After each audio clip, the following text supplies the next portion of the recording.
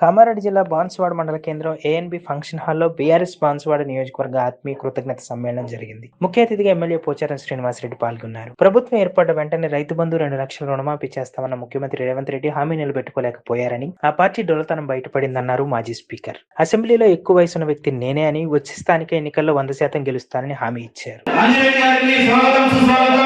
అధికార పార్టీ డొల్లతనం బయటపడతానే ఉంది.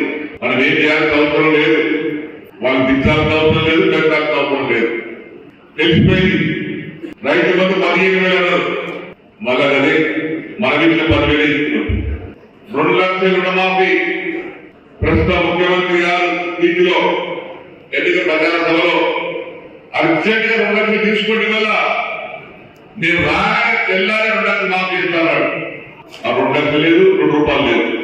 తెలంగాణ చరిత్రలో కానీ సమైక్య రాష్ట్ర చరిత్రలో కానీ స్పీకర్ గా నియమించబడినటువంటి వ్యక్తులు తర్వాత ఎన్నికల్లో గెలవరు అని ఒక పుకారు లేదు.